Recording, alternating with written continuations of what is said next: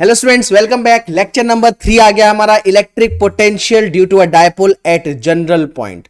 Lecture number 2 में हमने electric potential ही निकाला था एक्सियल और इक्वेटोरियल पॉइंट पे। आपको याद होगा इक्वेटोरियल पॉइंट पे हमारा एक्सप्रेशन 0 भी आया था, एक्सियल पॉइंट पे p/r² भी आया था। अब यहाँ पे जनरल पॉइंट का एक्सप्रेशन निकालना है और इस जनरल पॉइंट से आप एक्सियल और इक्वेटोरियल भी निकाल सकते हो विदाउट दैट एक्सप्रेशन जो हमने लेक्चर 2 में किया है। ठीक है, तो जनरल पॉइंट हमारा बहुत इंपॉर्टेंट है। चलिए आइए सीखते हैं हम general point, electric potential due to a dipole at general point. ठीक है, सबसे पहले जनरल पॉइंट के केस में देखो हमें क्या करना है, एक डायपोल बनाना है। ये हमारा एक डायपोल हो गया, ये माइनस चार्ज, ये प्लस चार्ज, ये पॉइंट ए पे है, ये पॉइंट बी पे है। ठीक है, ये हमने एक डायपोल बना लिया अपना। ये हमारा डायपोल है और ये इसका सेंटर है ओ, पॉइंट ले लेते हैं। ठीक है, अब हमें एक जनरल पॉइंट लेना है। मान लीजिए वो जनरल पॉइंट है, ये है point P, this is a general point. इस P पॉइंट पे इस डायपोल के कारण पोटेंशियल निकालना है हमें। ठीक है, तो इस P पॉइंट की डिस्टेंस, इस P पॉइंट की डिस्टेंस A से हो जाएगी AP और B पॉइंट से हो जाएगी BP।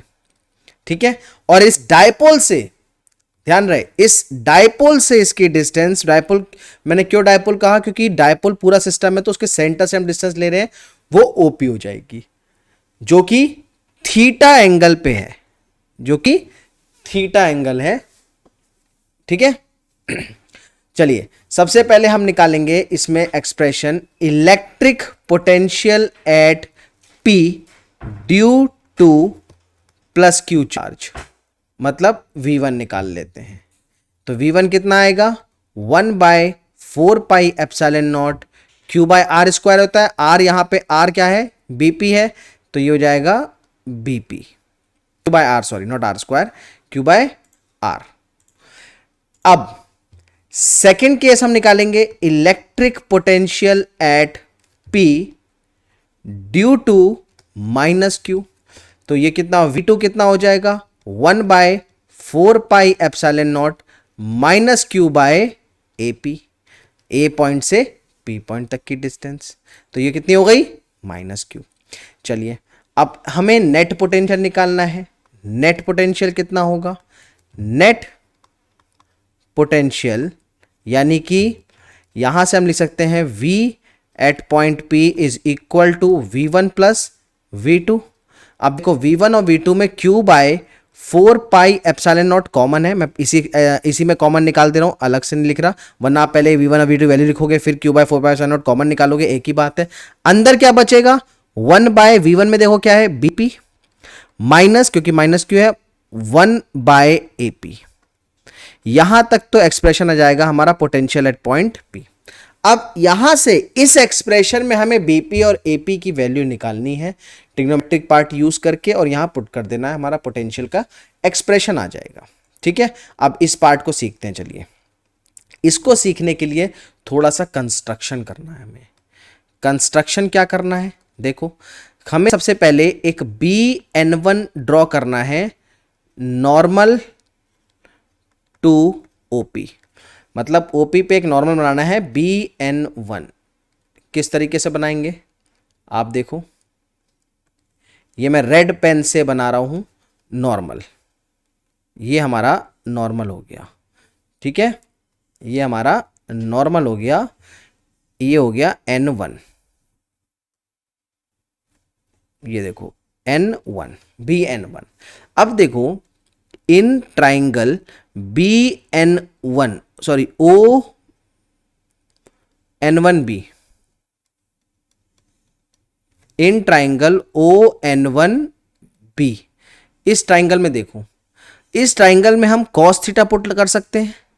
cos थीटा क्या होगा, base, base upon hypotenuse. Base कितना है ON1 और हाइपोटेनियस क्या होता है, नॉर्मल परपेंडिकुलर 90 डिग्री के सामने वाली साइड, वो है हमारी OB, मतलब A, डायपोल की डिस्टेंस A। तो यहां से ON1 कितना हो गया, A cos थीटा। ON1 मैंने क्यों निकाला, अब ये पार्ट देखो समझने वाला, यही चीज है, सिर्फ पूरा एक्सप्रेशन जिस पे डिपेंड है वो यही है। ये ON1 हम निकाल के इसका क्या करने वाले हैं, देखो हमने जो यहाँ पे ON1 निकाला है, ठीक है, इसमें हम अब देखो ON1 ये जो OP है, आप देखो OP जो पार्ट है, मैं इसको यहाँ पे कर रहा हूँ, 1 मिनट इसे, ठीक है, ये जो OP पार्ट है, OP it is nearly equal to, या हम कह सकते हैं इसे BP, ठीक है, या हम इसे कह सकते हैं, ग्रीन पेन से देखो लिख रहा हूं मैं, BP is nearly equal to OP, sorry N1P, BP is nearly equal to N1P। अब आप सोच रहे होगे कैसे, देखो जब मान लो ये हमारा एक सिस्टम है, ठीक है, इधर मेरे को देखो, ये हमारा एक सिस्टम है और ये पॉइंट P है, तो जब इसको ये P पॉइंट दूर होगा तो एक तरीके से ये दोनों ही पॉइंट लगभग अप्रोक्सीमेटली सेम आएंगे। ये तो सिस्टम में आपको लग रहा है कि नहीं ON1 अलग है, but nearly equal to, approximately equal to होते हैं, ठीक है, मतलब N1P लगभग, जब ये देखो सिस्टम छोटा सा होगा, P पॉइंट दूर होगा, उस केस में ये बिल्कुल क्लोजनेस आ जाएगी। जैसे आप ये पॉइंट यहाँ से यहाँ तक लो, ठीक है, ये B है, ये O है, ठीक है, आपने इसका नॉर्मल बनाया, अब ये पॉइंट जैसे जैसे आप दूर लेते जाओगे तो ये नियरली इक्वल आएंगे। थोड़ा स्ट्रेट नहीं बनाया मेरे से अभी, 1 मिनट, हाँ इसको ऐसे ले लेते हैं। अब इस P पॉइंट को बहुत दूर तक लेते हुए जाओगे ऐसे करके, और ये भी ऐसे करके लेते जाओगे तो ये अप्रोक्सीमेटली सेम आ जाएगा, ठीक है ना, तो ये नियरली इक्वल टू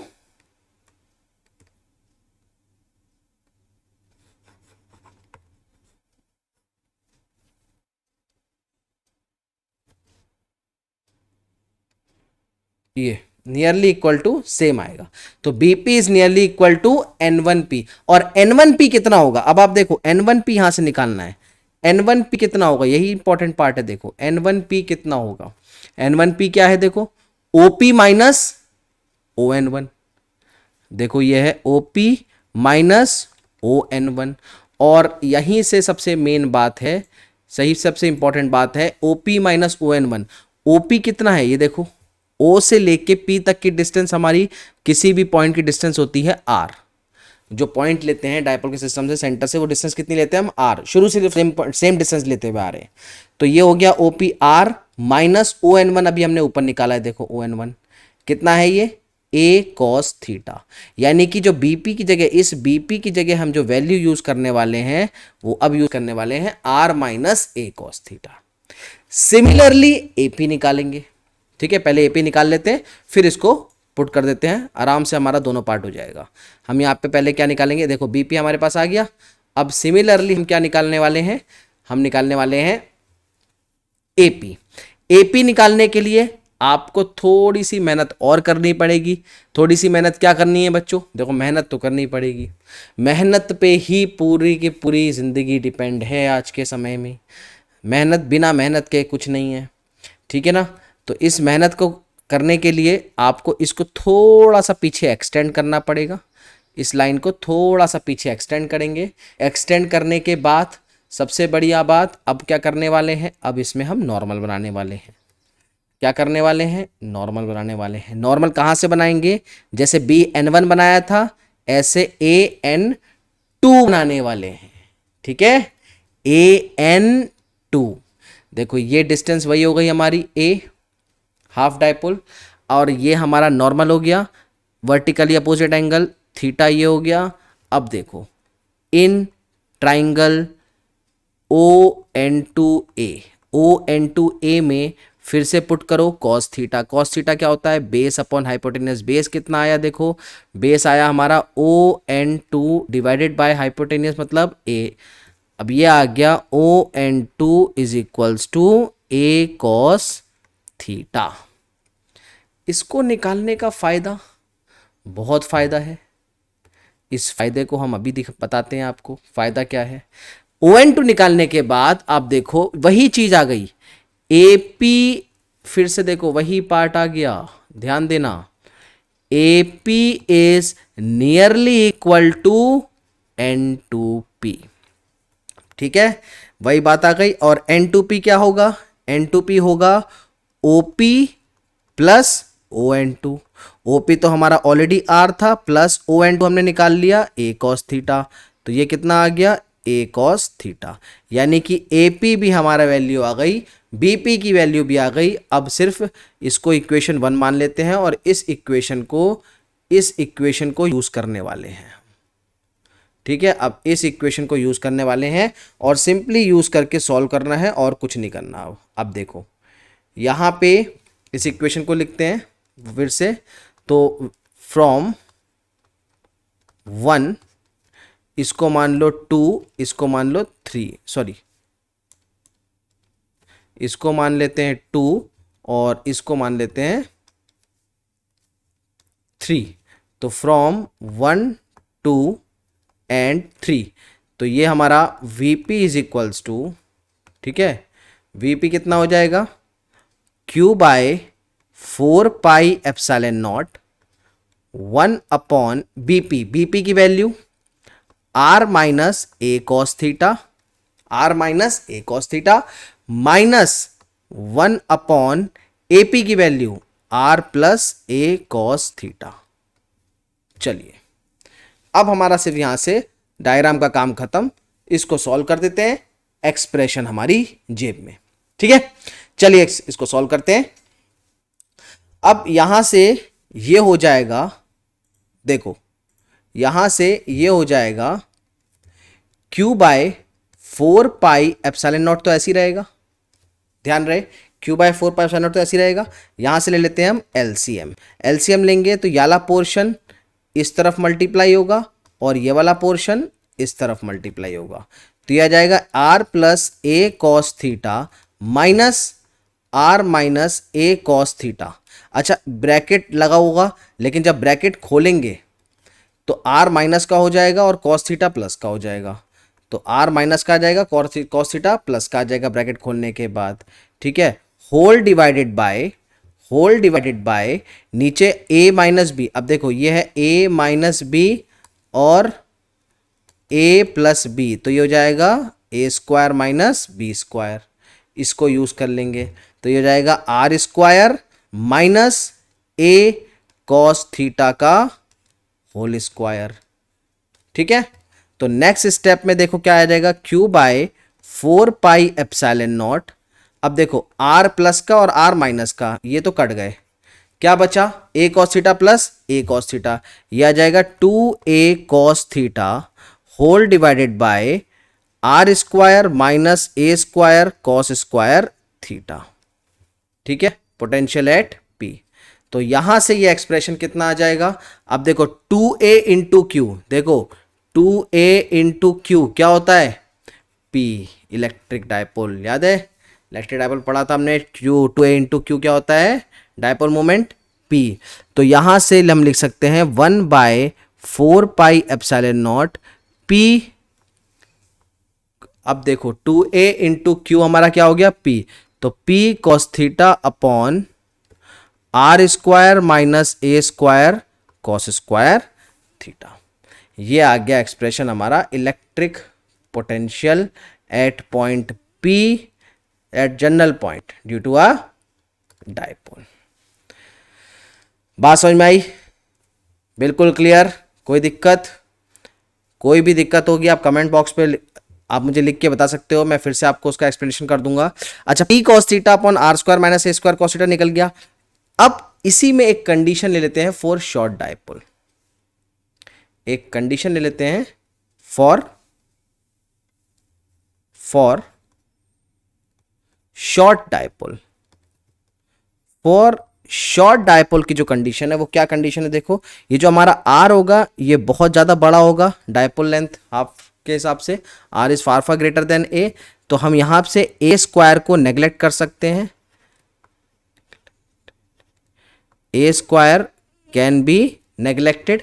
तो A स्क्वायर को अगर हम नेग्लेक्ट कर देंगे तो यही एक्सप्रेशन हमारा फिर से क्या बन जाएगा, देखो potential at P is equal to 1 by 4 pi epsilon naught P cos theta upon R। देखो A स्क्वायर को हम अगर नेग्लेक्ट करेंगे ये कितना बचेगा, सिर्फ R स्क्वायर, क्योंकि A स्क्वायर को हमने नेग्लेक्ट कर दिया cos थीटा ऑलरेडी, ये वाला पार्ट जो बचेगा सिर्फ R स्क्वायर बचेगा, क्योंकि R square for short dipole ये R square minus A square cos square theta is nearly equal to R square ही हो जाएगा।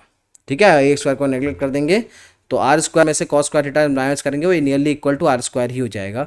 तो ये एक्सप्रेशन आ जाएगा हमारा किसके लिए, for short dipole, P cos theta by R square. ये जनरल एक्सप्रेशन आ गया, एनसीईआरटी में हमें यही वाला रिजल्ट एनसीईआरटी में दिया हुआ है। ठीक है, अच्छा इससे हम क्या निकाल सकते हैं, मैंने आपको अभी बताया था कि हम जनरल पॉइंट का निकाल रहे हैं, मतलब एक्सियल और इक्वेटोरियल दोनों का केस हम इसमें कर सकते हैं। कैसे कर सकते हैं, ये देखो दोनों का केस इसमें कैसे कर सकते हैं, देखो आप ये देखो यहां से मैं यहां पे करके दिखा रहा हूं आपको। जैसे पहला केस है फॉर इक्वेटोरियल, इक्वेटोरियल का केस कैसे निकल जाएगा भाई, इक्वेटोरियल के केस में थीटा कितना होता है 90 डिग्री, थीटा 90, जरा इसी कंडीशन में पुट करो, potential at P is equals to 1/4 pi epsilon naught P cos 90 divided by R square. Cos 90 zero होता है, पोटेंशियल कितना आ गया, जीरो आ गया, पोटेंशियल कितना आ गया, जीरो आ गया। इसी तरीके से दूसरा पार्ट लिखो फॉर एक्सियल, भाई एक्सियल के केस में थीटा जीरो होगा तो पोटेंशियल एट पी कितना आ जाएगा 1/4 pi epsilon naught P cos theta की जगह cos 0 degree by R square. तो ये हो जाएगा potential at P is equals to 1/4 pi epsilon naught P by R square, और पी बाय आर स्क्वायर वही एक्सप्रेशन था जो हमने एक्सियल के केस में निकाला था। तो ये कंडीशन आ गई हमारी एक्सियल वाली। ठीक है, और ये कौन सी कंडीशन थी, ये कंडीशन थी हमारी इक्वेटोरियल वाली। ठीक है, तो मींस ये था हमारा जनरल पॉइंट, इस जनरल पॉइंट से एक्सियल इक्वेटोरियल को दोनों को डिफाइन कर दिया। नेक्स्ट लेक्चर नंबर 4 में हम इक्वी पोटेंशियल की कुछ ड्राइंग्स पढ़ेंगे, बहुत इंपॉर्टेंट है। जैसे हमने चैप्टर 1 में इलेक्ट्रिक फील्ड की ड्राइंग्स पढ़ी थी, और उसके बाद हमारा स्टार्ट होगा सबसे प्यारा टॉपिक इस चैप्टर का, कैपेसिटर। ठीक है, मिलते हैं, बाय, गुड लक।